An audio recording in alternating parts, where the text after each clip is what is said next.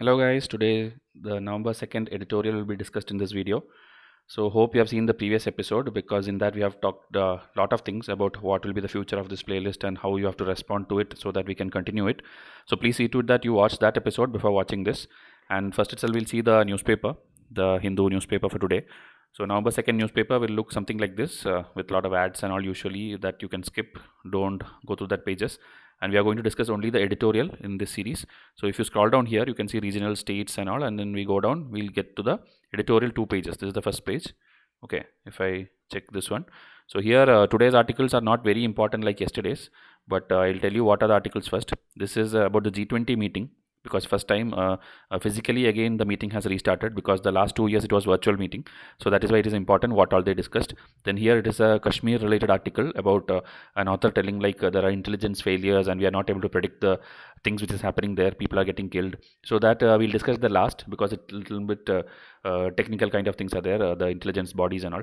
And here if you see a vote for stability, this is Japanese politics, so we don't have to deal with it. You know, the ruling party there is Liberal Democratic Party. Okay, so about that and there whatever is happening. Okay, new prime minister has come, so about that they're discussing. Not very important for us, we will not discuss. And this is a very important article, finding a way out of India's deepening water stress. Okay, water crisis in India, and they're taking examples of Chennai, Mumbai, Punjab, and they're discussing, okay, the water crisis in major cities in both rural and urban areas they're discussing. So it's very important article for your prelims and mains.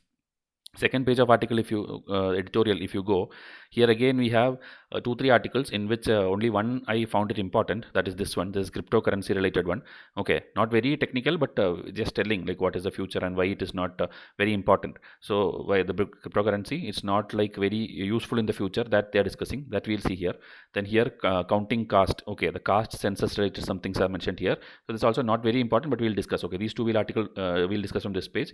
This is a political article, we don't need. And here statistics, every day one statistics kind of thing will be there. So here they're telling the COVID vaccination rate has slightly increased. Okay, they're telling like the October 11 to 20 it was little bit lesser, 4.7 million, but in October 21 to 30 it is 5.9 million. But again, to achieve the complete vaccination by end of year, you have to have some 13 million something per day. Okay, so that kind of statistics is given, not very important, but you can just go through it. Okay, that's why I tell you have to always read the editorial yourself also. So we'll discuss all this in our presentation. So hope this will be interesting today, because there are many things to learn. And all this is part of the free initiative which I'm trying to do, completely free education, free coaching for UPSC. And already we have history, almost all the textbooks being covered in English, and Hindi lectures have also started. Polity, Shankaray's environment, and geography, Hindi and English both are going parallel. Economics Hindi lecture is there. Then we have mains lectures of everything: society, post-independence, social justice, governance, science and tech, environment, and ethics also is there. And also everything is covered in the test series as well. So when you have the test series with you, then you have nothing to worry, because 100% syllabus will be covered there itself. Okay, but still free videos we'll be putting as long as you respond. But when the response gets stopped, we'll stop. Like if you see episode 10 of ethics is complete today, and mostly we'll not be doing more episodes, because the existing 10 episodes need more viewership. Okay, so go and watch them, give your responses, then we'll think of the next one. Same way, post independence, after 5 episodes I kept on halt, because you are not giving the proper response. Remaining are going on, so we'll decide when to stop which one. Okay, so please see to that you earn your free videos. Okay, you have to simply subscribe, like and comment, and you will get all of them for free. Then there are a lot of quiz series, previous year series, and foundational videos. WhatsApp me if you're a new person. WhatsApp me, your entire education will go smoothly if you are joining from the starting. Okay, now it's the starting of the new year of this batch, 2022 batch. Next 7 months if you work and study as per I tell you, you are going to easily clear the prelims and mains. Okay, but you have to strictly follow what I tell. Now again, frequently asked questions. Okay, this quickly I'll tell, because in last video also I told. Full current affairs will not be covered here. It is just the editorial remaining in our current affair magazine test. You can buy it. Okay, WhatsApp me for that. Then after this video, you don't have to watch any other editorial video.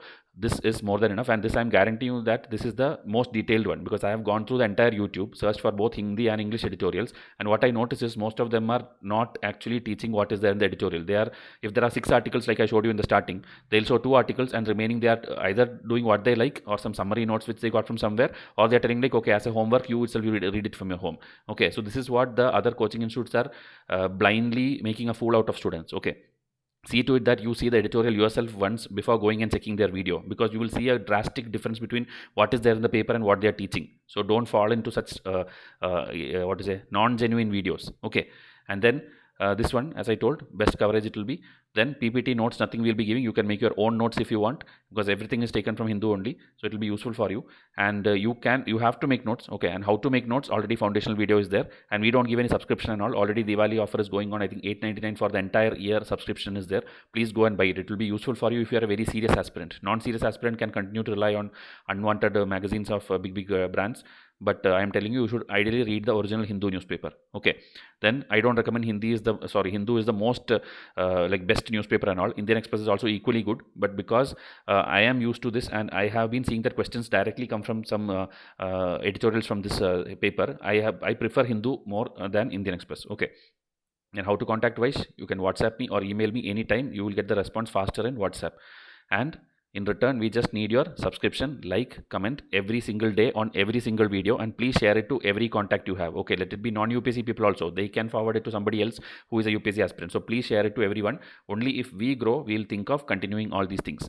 Now for the first article, which I told, G20 meeting, physically they are all meeting, okay. So if you see Modi is also there behind this. So here the 20 countries, okay. First thing you should know which are the 20 countries of G20 as part of your prelims, because in 2020 prelims they actually asked it. They actually listed down 16 countries out of it and asked which of the following does not fall under G20. Okay, so it was a little difficult question, but it was easy if you had followed our test series and listened to us. Okay, so if you see here, interestingly, Indonesia is there, but Malaysia is not there. India will be there, but Pakistan will not be there. Australia will be there, but New Zealand will not be there. So the pair countries which usually you see together in most of the groupings, some exceptions are here. Okay, that is why it becomes a little difficult to remember. But there is a trick to remember this. Already in my prelims videos I have covered, and my test series also is covered.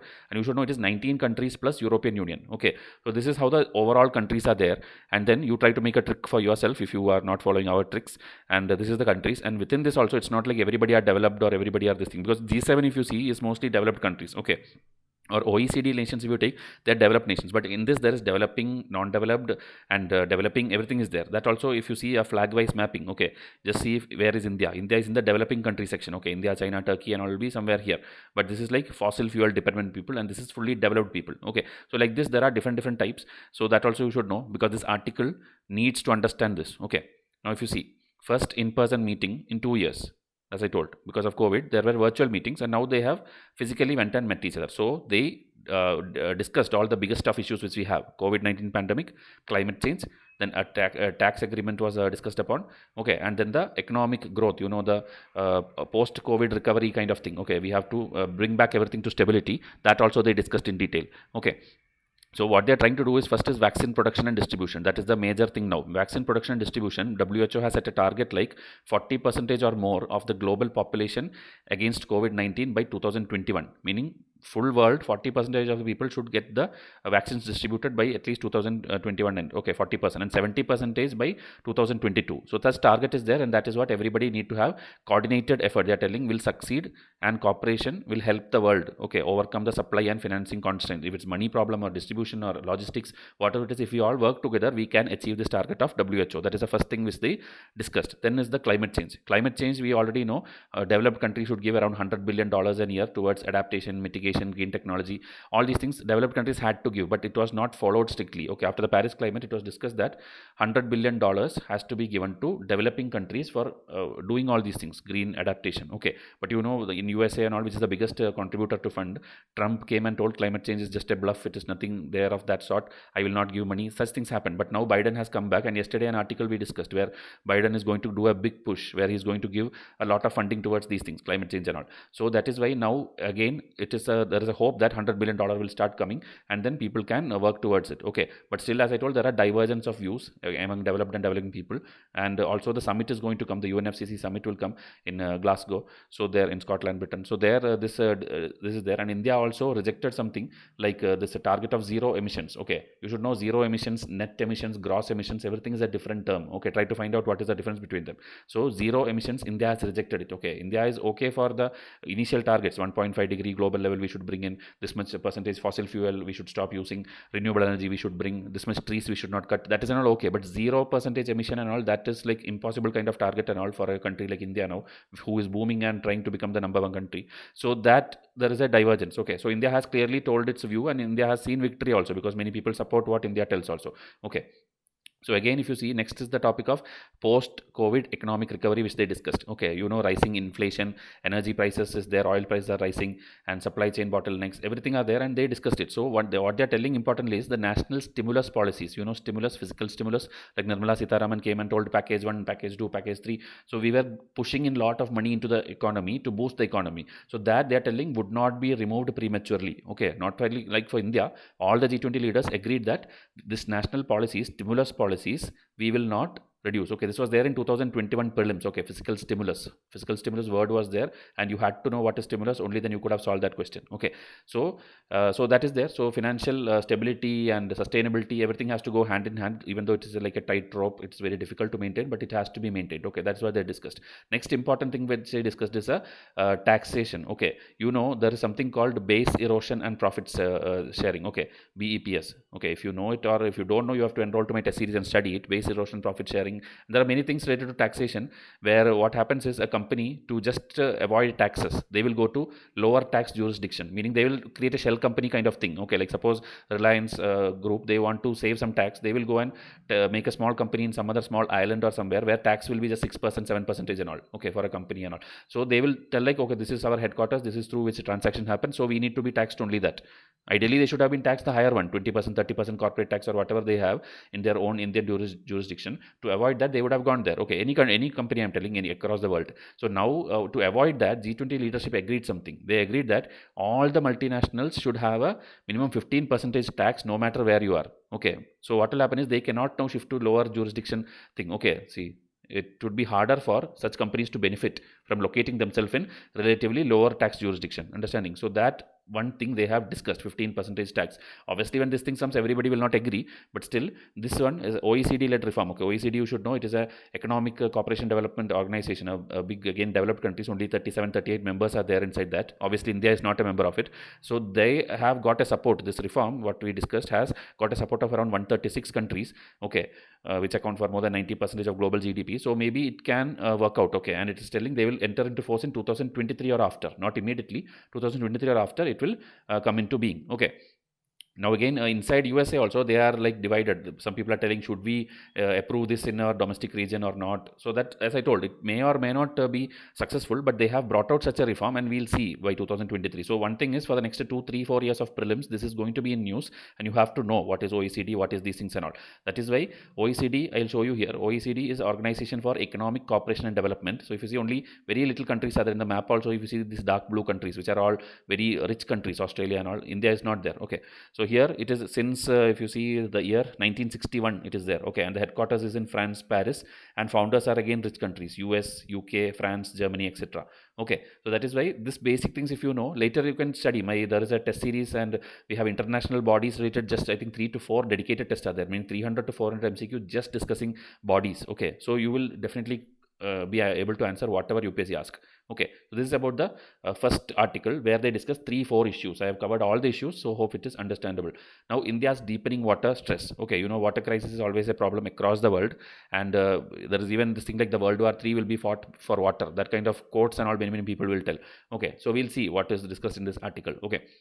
The first thing they're telling, the integration, all the ministries, all the departments, they have to work together if you have to bring out some change, because we have a crisis. And they're telling this integrated approach should have, like, across sectorial boundaries, it should act and should not stop at just the merger. Okay, we know that 2019 we had 2 ministries earlier, Ministry of Water Resources and this Ganga related thing, and Ministry of Drinking Water Sanitation. So these two, they have merged and made a single ministry called Ministry of Jal Shakti. So this is good only, but you should not stop at this. You should not stop at just by merging 2 things and tell like, okay, we have done all the actions. You have to do more things, and you have to cut across sectorial boundaries and move ahead. Okay, so now again, the second paragraph, they're discussing urban and rural. How is the water usage? Okay, if you see rural areas, 80 to 90% of the drinking water and 75% of the water used for agriculture is drawn from groundwater resources. Okay, UPSC has this habit of asking more about groundwater, surface water and all. So this is a very important point and statistics you have to know. Okay, and in urban areas, they are telling 50 to 60% is drawn from groundwater. Okay, That means in rural area they more depend on groundwater, that is well, canals, wherever deep water is there, no, that they are taking and extracting. But in urban areas, that things will be there, not there. If you are in a city, well, personal well for a house will not be there. Okay, you will be getting from maybe some underground water sources 50%, but remaining is from the tanks or reservoirs or lakes, that kind of thing, surface water. Okay, so that difference is the first thing you have to know in this article. Now there is an index, composite water management index, released by Niti Aayog. In that they are telling these major cities, no, Delhi, Bangalore, Chennai, Hyderabad, they all have a problem of exhausting groundwater resources and affecting more than 100 million people. Okay, this kind of lines if you use in your exam, no, mains answer, it shows that you are prepared for this, and UPSC examiner will be very impressed by you. So you have to quote statistics and thing which is government related. Okay, like this index by this one in this year, this much cities, this much population, that itself give you extra 2-3 marks. Okay, so always write statistics which is very accurate statistics, not like any private related statistics, but a government one. Okay, now the Chennai example they have given. Chennai, you know, the floods came and a lot of people had problems there, even deaths happened. So it is a very big problem. So they are telling that tragedies after tragedies it is happening there because the non-sustainable way of city development. Okay, and they have been proven to be a very like bad example when it comes to giving proper things for citizens, drinking water, cooking, sanitation and all. Population is also there, climate is also problematic there. Sometimes it will be very hot, sometimes it will be very rainy kind of thing. So it's a very problematic city there. Okay, now for future sustenance I'm telling. Okay, so here if you see the factors that brought about the water crisis in Chennai and Mumbai also they're comparing. Okay, Mumbai also see, you know, very serious floods had happened. So they're comparing both of them, and many what they will tell whenever some problem is there, suppose water, people are not getting drinking water, immediately these experts will simply tell, okay, poor rainfall this time, we didn't get much rain, that is why water crisis is there. But that is simply running away from your responsibility. Okay, you cannot simply tell rain was not there, because rain, there are many years when rain is very high, but that time also people have problem of water crisis is there. So it is actually the ground level steps, the missteps which they call ground level steps is not correct. That is why the problem is there. So you cannot simply blame it just on the nature. Okay, now again, the city, you know, it has been built by incrementally encroaching floodplains and paving over lakes and wetlands, meaning the ideal places where ideally they are very good for recharging groundwater and all. You should know there is something called aquifer. Okay, meaning below the ground there is this rock kind of surface where this water is getting filled and recharged, and that is a natural process. Okay, if humans were not there properly, everywhere groundwater will be there.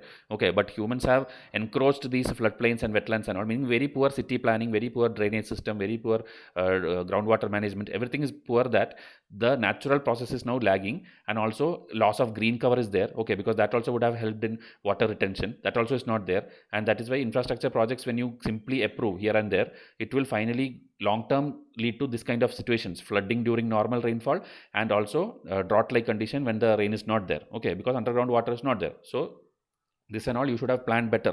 So again, Mumbai is one recent example they are telling. This RA colony, they had cleared around 2000 trees for what? For Mumbai metro rail shed or something. Okay, for that. So this again they are telling, for infrastructure things you are destroying the green cover, the wetlands, the pastures, and then you are telling that there is problem, means you are yourself blaming yourself actually. So these are kind of examples, Chennai example, Mumbai example, if you quote, it will be very good for you in the mains answers. Okay, now again if you see, reconfigure the relationship between all the ministries and department, not only the water one, water, urban development, local self-government, environment, they all should work together. This enhanced integration and coordination will be effective in both the land and water zoning regulations. You have to bring in new regulations, you have to bring in new policies. That is what has happened. That is why it is in news. Okay, a new water policy have been developed. I will show you at the end of this article. So because of that only this is being discussed now. Okay, so again, as I told, wastewater recycling should be there, rainwater harvesting should be there. So this kind of solutions, always give solutions in your answer. Okay, now Punjab example they are giving. Okay, rural Punjab, you know this, there is a central water groundwater board. Okay, we have a surface water board also. So they had a draft report in which they are telling Punjab would be reduced to a desert in 25 years. You know, Rajasthan also, earlier it is believed that lot of greenery and all was there, and you know, even Indus Valley civilization all thrived in those areas, but later it is now a desert. So now Punjab also is telling like it will become a desert if the groundwater is not replenished soon. Okay, 82% of Punjab's land area has been seeing huge decline in groundwater level. Okay, so it is under overexploited category as per this report which they gave. Okay, and if you see, earlier in 60s and 70s it was just 35% extraction, but you know, green revolution came first in Punjab and Haryana, so there 70% groundwater extraction is there, and because of that what to say, water started going down. Another one problem was subsidies. Government started giving lot of subsidy for power, meaning the current bill and all this motor pump which are running, they will have to pay very cheap rate. So they will simply keep the tube well running for hours, even if it is needed or not needed. So this has multiple problems. It will cause the one underwater this thing to go down also. It will see depletion, and then even water will turn saline. Okay, so this kind of problems will happen. Also, what they are growing there, they are growing rice and paddy, which is a very water intensive crop. Okay, paddy, sugarcane, these are all water intensive crop. This year UPSC asked a question like, which is the most water efficient crop? Okay, so that, go and find out the answer. This year's prelims it is discussed. Okay, so water intensive crops are there, so this will cause the problem. Okay, so government subsidy, water intensive crop, green revolution, these are three reasons for Punjab's problem. Okay, so again, you have to replenish groundwater, water budgeting should be there, aquifer recharging should be there, community involvement should be there. So this is how Punjab case you have to discuss. Okay, so 3 cities we discussed. Now if you see here again, sectoral level, ministries have to coordinate, same thing. Okay, they're telling sectoral level, ministries have to coordinate. In disciplinary level, the experts have to be brought in. Experts of what? Experts of hydrology, that is watershed sustainability, and hydrogeology, who is like aquifer mapping and recharge, and agriculture sciences, that is water sensitive crop, which one you have to use, soil health card. So this kind of experts. So sectoral level, disciplinary level, how it should be done. And when doing all this, when you're giving importance, you should not ignore the surface water conservation also. Surface water conservation, there is like this encroachment, pollution, over abstraction, obstruction of water flow by dams. These are the problems in surface water. So that also you should not ignore. That also has to be worked upon. Another thing, you know, we have this Jal Jeevan mission going on, which we have discussed in our Vysh courses videos and all. Ministry of Jal Shakti is like planning to give everybody piped water, tapped water and all by 2024. Okay, I think Puri in Orissa is the first city who has achieved it already. Okay, everyone will have pipe water, so that one is good. Okay, but your aim should not be only that. You have to see to it that to give water to all these people, first you have to see that your groundwater recharge and all thing happens. Okay, aim should be towards protecting the and conserving water resources on the one hand and minimizing the enhancing efficiency. Okay, what is already there, try to improve the efficiency, not like take whatever is there and give it in pipe to all people. Okay, because the groundwater and surface water will get over, means then you cannot make use of the scheme. Okay, and also an expert committee constituted under this ministry drafts a new national water policy. Okay, this again in prelims and all in my materials already discussed. So this is overall thing. Okay, many cities we saw, what all we have to do and what all ministry coordination should be there, entire thing we have discussed, and you can easily write a very good mains answer if they ask about India's deepening water stress. Okay, so now we will go to the next article, which is crypto conundrum. Conundrum means kind of a mystery or puzzle or confusion, whatever, crypto problem. Okay, so crypto, you know, cryptocurrency is a generic name, and Bitcoin is the first cryptocurrency, and it is like a digital currency. Okay, so digital currency, which is like through digital mining, there is a process with lot of servers and computers. You have to mine it out, meaning one Bitcoin value is around 40 lakh, 50 lakh and all sometimes, but if you mine it, you will get like 0.00 Bitcoin, 0.01, 0.02, like that. One Bitcoin itself is a huge money, and people are now buying and trading, and people are doing this. Okay, but you know, in India it is not properly legally allowed. Okay, so that is why we will discuss this. But what is Bitcoin, I'm not going to teach in detail, because already we have a detailed science and tech lecture, our very like first episode, very detailedly it was asked, it was discussed. Cryptocurrency, blockchain technology is fully discussed here. Please go and watch this, you will understand fully. Okay, see, only 350, 390 views. For this much less views, we cannot put a lot of effort. So please watch them and comment it. Okay, only then we can continue all these series. Then again, now discussing a little bit detail about what is in news. Bitcoin and other private cryptocurrency have been on a bull run. Bull run, okay, it's a term on economics, like it's on a high kind of run. Okay, bull run, and there is bull market, bear market and all when we tell, meaning something good and something little bad. So bull run means good.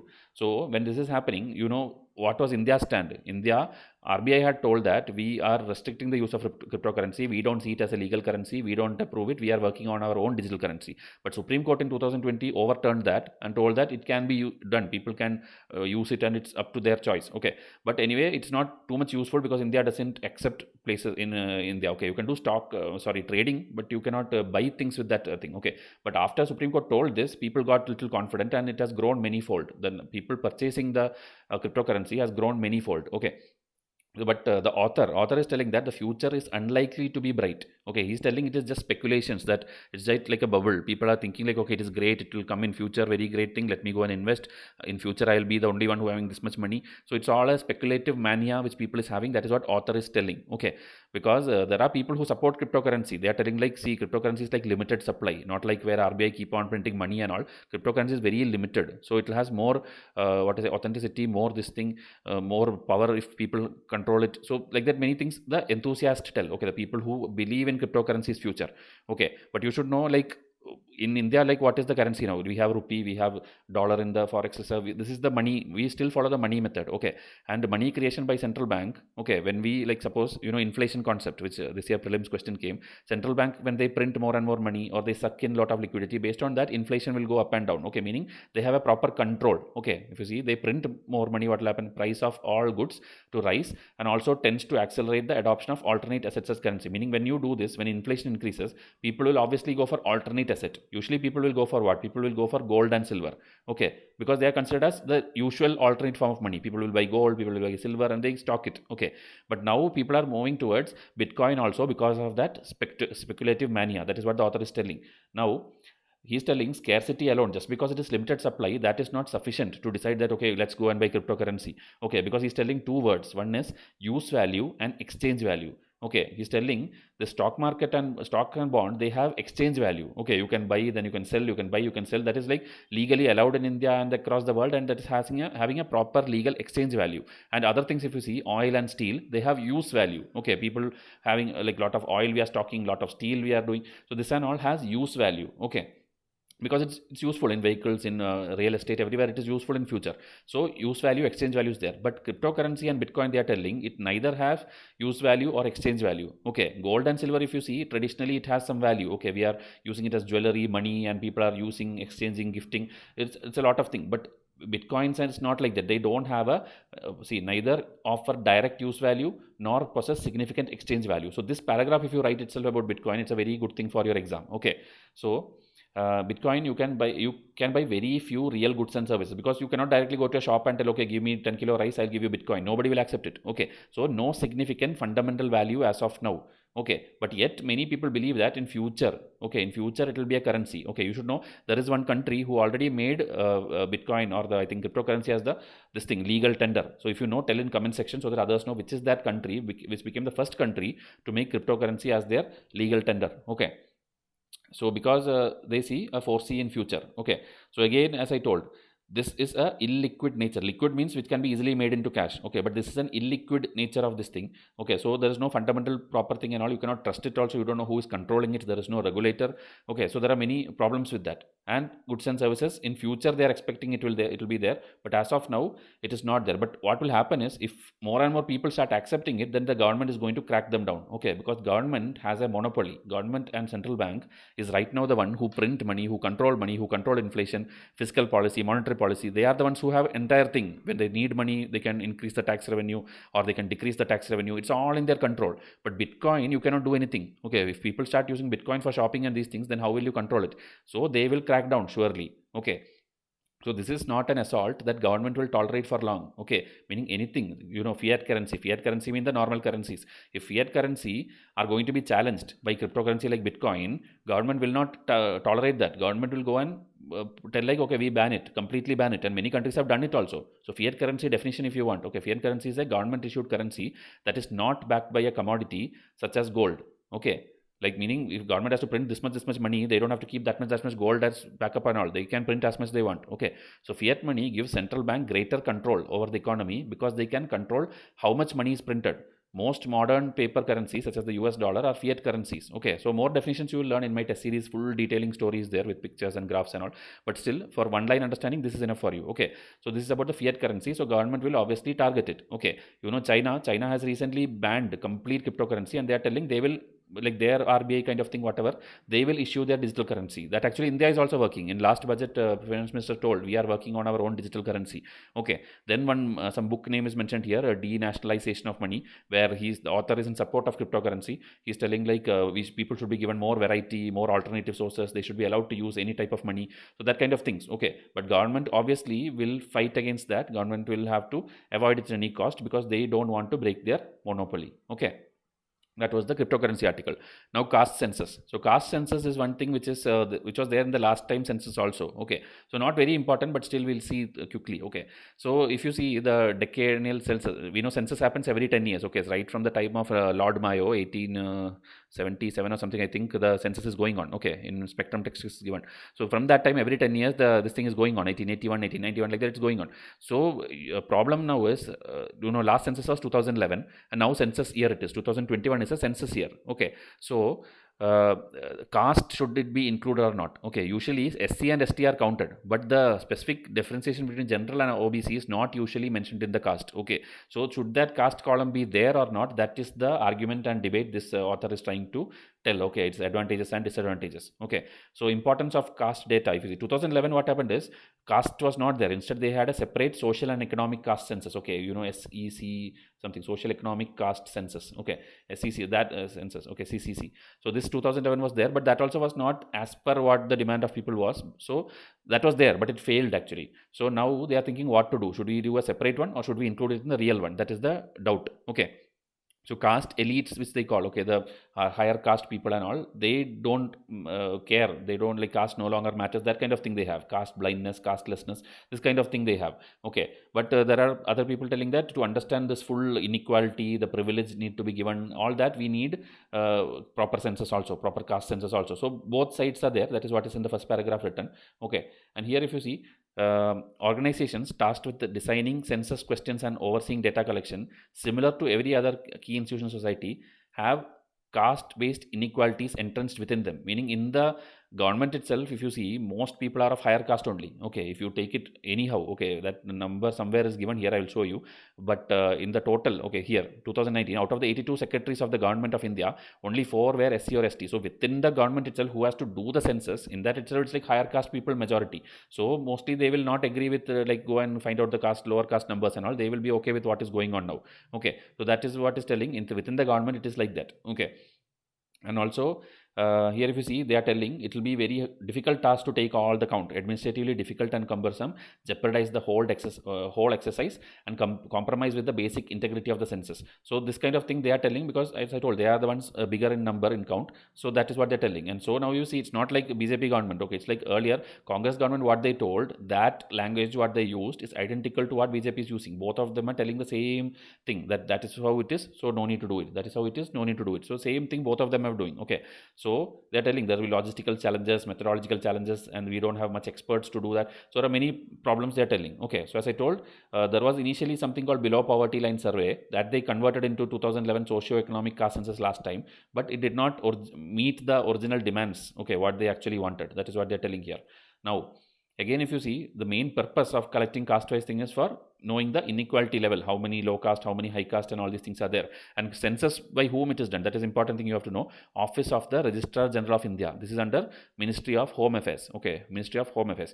So this body is what they do. So they are telling, if somebody else other than ORGI, other than this Office of Registrar General of India do it, then it will be like insufficient expertise will be there, and then data will be anyway not useful. So these people itself have to do it. So they have to have the logistics. They have to do all the extra work. So that also has to be considered. Okay, and whatever they collect, no, that data has to be made public. So when you make public, there will be a lot of problems. Okay, political parties will use it, or the private groups will use it for selling their products or whatever. So like that, many problems can come. That is what is discussed in the next 2-3 pages. Okay, so here, in absence of detailed caste data, we fail to name and confront major structural and foundational problems of society, leaving space for opportunistic politicians to exploit each caste and miss the opportunity to craft recent data-driven and inclusive public policy. Okay, so caste-wise and all, they'll start giving benefits and all, political parties and all. So it will be all problematic if you do proper caste-wise thing. Okay, so again, the caste census will require all household to think about, acknowledge and speak about caste identity, because people nowadays have stopped talking caste. Okay, in the urban side and all, they've stopped talking caste. So now when you take census, you have to now tell, okay, I am from OBC, I am from this one, I am this kind of Dalit, I am from this thing. So you will have to start telling that now. So that will be also a little bit problematic, they are telling. Okay, and opposite thing is that if you make it public, then privileges and all can be given properly by the government. That's also they are telling. So both sides they are telling. Okay, so again, inequality, that point round and round he's telling. Okay, and If you see, misuse of data will happen. That's what the author is telling. But misuse of data already takes place anyway, he's telling. In India, anything will go. Already private groups are doing something with money and power and all. They can get data. Political parties map their own regions. They will tell like, okay, this constituency is like poor people. This is like OBC. This is like Muslims. So let me go and do the correct propagation of our agenda. So they will get the votes. So already they are misusing anyway. So what is the problem in providing a government official data in one place? That is what the author is asking. Okay. Then again, same thing, methodological and logistic challenges are real, but they are surmountable, meaning they are manageable. How much ever you tell there are challenges, it is manageable. Okay. And again, in your answer also use words like this. Okay. Instead of writing manageable, write surmountable. So then it will look like a little more good answer. Okay. In your essays and all, use little difficult words. Okay. But not too much. Okay. Then again, there are sample surveys are there, Indian Human Development Survey, where caste-wise data was collected. So like that, if you see, one thing we have seen is most of the data are invisible. Most of the data are not there. We don't know correctly how many Dalit Muslims are there, how many Dalit Christians are there, how many inter-caste and inter-religious household are there. Okay, then untouchable people who are there now became elite kind of people. So that and all, we don't know any number. LGBT is the new thing. We don't know their count properly. So we need a proper caste-wise, gender-wise, everything. We need a proper census is what author is telling. Okay. So again, if you do no caste option, then the caste count will likely undercount well-to-do caste elites. Okay. So anyone who was initially poor then became rich. So in same caste, whether they still need reservations, anything, if we need to know, we need to include a caste. If you put a no caste option, we cannot find out all these things. Okay. So that is what they are telling. So again, omission, marginalization, same data related thing he is telling. Okay. So entire process requires external oversight if the data are to be usable and to minimize potential harm, meaning a proper auditing kind of thing or an external oversight has to be there for getting the correct data. Okay. And also these people, right, the anti-caste organization, people who don't believe in caste anymore and they are intellectual kind of people, meaning believe in equality of everyone, that kind of people should also contribute their oversight input. They should also contribute because they know who are improving, who are suffering even now. So they can help us and that will help to improve the data collection. Okay. So this is the overall article. So one single answer cannot be made out of it, but a lot of points were there. That's why I discussed this. Okay. This, if you see, I don't think in any other channel, YouTube channel of editorial, this article was skipped. They are telling like, okay, homework, go and do it yourself. If that is the case, then I can also tell, go and do homework. But please listen to our videos because we will read it for you. Okay.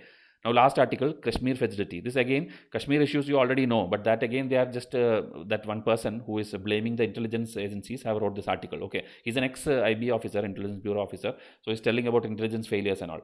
So Kashmir, you know, always problems were there, but it was relatively peaceful now after 2019's 370 article have gone and all. But again, last few weeks, if you see, some security people have been killed, some civilians have been killed, and some problems are there. Terrorist and that LOC crossing, some things and all we are still hearing now. Okay, suddenly, all of a sudden, it is resurfacing. Okay, especially after the Taliban people became strong in Afghanistan and all. There are some activities in Pakistan also.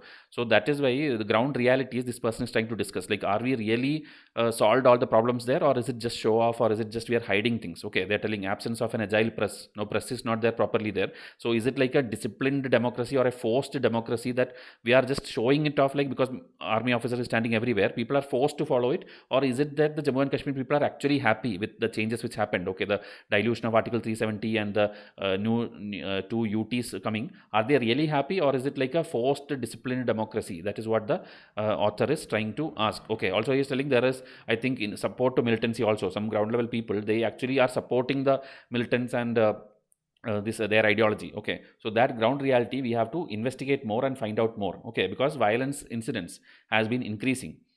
Okay, even though as a degree of surface calm is there, okay, as after 2019, there is a calm which we noticed. Is it real, or in the ground level, is it there or not? Okay, so triumph of wishfulness over prudence. Okay, so is it really there, or is it just because they are scared or that they are not reacting? That you have to find out. Okay, now different Pakistan, China kind of paragraph they have written, each angle they have told. Pakistan, you know, always has to be a factor. When we consider Kashmir, Pakistan is the main factor of problem which India faces. Okay, but now after Jammu and Kashmir is made like Delhi, like the center has direct control, is it brought under control? Okay, so again, if you see the promises made and an unwillingness to use the time and opportunity to create fresh opportunity for dialogue, meaning the dialogue with local communities of people or their local parties, that is going on getting delayed. It's not happening much. So is that also a reason? Okay, not only Pakistan, whether India is failing to talk and having dialogues with the people there, is that also a problem? Okay, so that kind of steps, if not taken now, then that will be additional reasons of Kashmir's problem. Okay, because you cannot simply tell Pakistan, China and all. Within there, whether people are happy, are they with the government, are they ready to talk, are they in line with you of what you decide. So that also you have to see, else it will be additional problems other than Pakistan. Okay. Now again, if you see in the last 2 pages, what they're telling is the 3 main problems are Afghanistan, Pakistan, China, because Kashmir touches all these 3. Okay, Kashmir touches all these 3. So anybody can enter there and cause problems if our army is not able to defend it. Okay, so turning them to a stable society is always difficult. Okay, Kashmir is always experiment, little scope for experimentation there. Okay, you cannot try anything new there because influence of these 3 countries are there. Okay, now if you simply link it with Taliban, like Taliban became strong there and that is why we are seeing problem, that is simply you are telling a simple answer, highly simplistic answer to a more complex situation. You cannot simply blame like Taliban doing. Okay, you have to see what is the ground level issue. Okay, so a more careful evaluation of the fact is required, because India is now booming, India is growing worldwide and all, expanding in Asia Pacific and all. So we have to consider that our Kashmir issue does not make our image go bad, or it should not feel like, okay, we are not giving freedom to press, we are not giving internet to them. That kind of thing should not come and spoil our image. Okay, so all those tensions we should try to solve it. And you see the enemies mainly are Pakistan and China only, and they have a Taliban neighbor. Okay, and you have seen like now the Islamic State, Al-Qaeda, these are all slowly coming back. Okay, after the Taliban got power, these people are also trying to come back to power. So it's overall a difficult phase going to come for Kashmir. And the China factor, now they're telling China is continuously funding and investing in Pakistan, and Pakistan is almost sold out to China. Okay, they are like already in debt. Even Saudi Arabia asked them all the money back because Pakistan is not improving. Okay, how much ever warning is given from international bodies, FATF or OECD, United Nations, these people are never going to listen. These people will keep continuing because they don't have any power also. The Prime Minister, President and all is for dummy sake there. Okay, the military is controlling half of their side, and so they have no control. So China's investing and funding, it is a big problem for us, because whatever Pakistan is doing, it is China funded thing. Okay, so that is why this nexus between China and Pakistan is a big problem for us. Okay, this president, China's president also already have a mindset that he has to control the world. Okay, if not world, he's trying for an Asian system, a big Asian system in which China is at the top. China sits at the summit and everyone is below them. That is what he want to do. The string of pearls, the One Belt, One Road, the New Development Bank of BRICS. Everywhere he's trying like, okay, we are the best one. We will do more and more things. Okay, AIIB. So everywhere China wants that they are on the top. Okay. So Kashmir can be a major pressure point in which future fights can happen. Already, Pangong Lake, India-China standoff and all was there in Doklam, in Arunachal, Sikkim, everywhere India-China standoff has been happening in the last 1 year. Okay, so it is important to see. So what the author is finally telling is intelligence is critical. Okay, intelligence means the intelligence bureau we have, the RAW we have, okay, research and analysis wing. Then we have a National Security Council. We have Ajit Doval, the National Security Advisor. All these people have a very, important work to do. Okay, hard and better intelligence should be there, because only then misperceptions and miscalculations can be avoided. They're telling like olden days when the Saddam Hussein, somebody told a thing like he has nuclear weapons. So fearing that, what happened? USA, NATO, everybody entered Iraq, and you know what happened to Iraq. Iraq is now a complete crisis. Okay, so that kind of thing can be avoided. This miscalculation can be avoided if your intelligence report were correct. Okay, so intelligence is vital.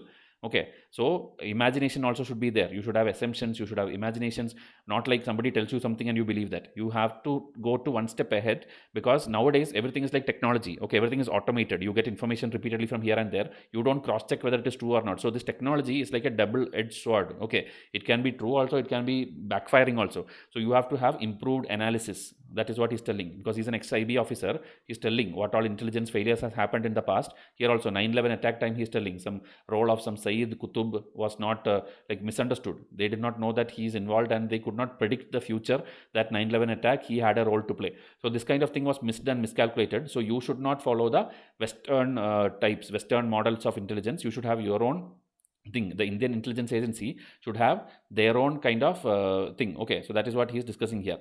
So again, the important bodies, I'll wind up with these things: Intelligence Bureau, Research Analysis Wing, and National Security Council. This we have to know that what they are. Okay, here I have highlighted in this page.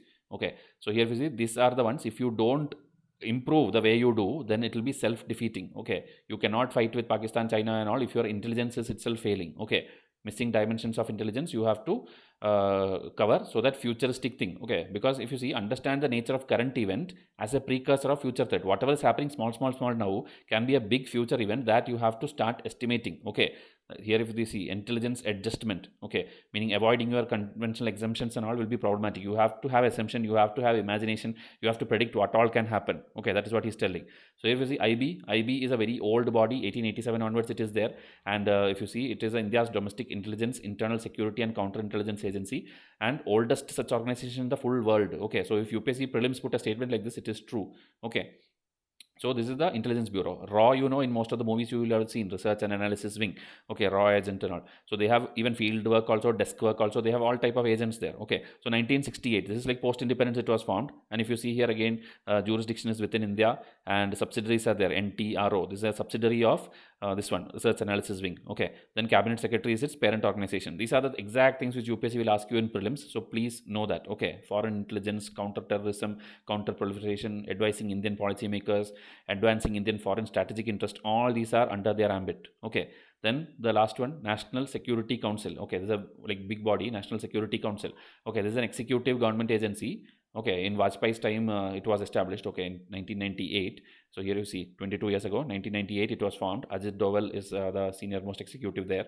So here if you see the ministries of defense, external affairs, all these people are involved, okay, in this thing. Besides the national security advisor, all these people are there, including the vice chairman of Niti Aayog are members of it. Okay, and PM can chair the meeting. Okay, and if you see, other members are also invited based on the need. And organizational structure, in my test series in detail I've covered, they have actually three-tiered structure. Okay, where there is this strategic policy group, SPG, then they have National Security Advisory Board, and then have a secretariat from the Joint Intelligence Committee. So what these are, I've explained in my test series. Please enroll to that and study. Okay, but this is an overall view of the entire thing, and this is what is discussed in the article. So if you want to learn freely, please watch all our videos and WhatsApp me to get all the test series details, and I guarantee you that your studies will be very smooth. This much detailing editorial is presently not available in YouTube. If somebody is there, inform me in WhatsApp. I will try to make it better than them. Okay, that is my guarantee to you. So please interact with me. Please interact and give likes and comments, because without that, this series cannot continue. Okay, so all the best for your studies. Thank you and have a nice day.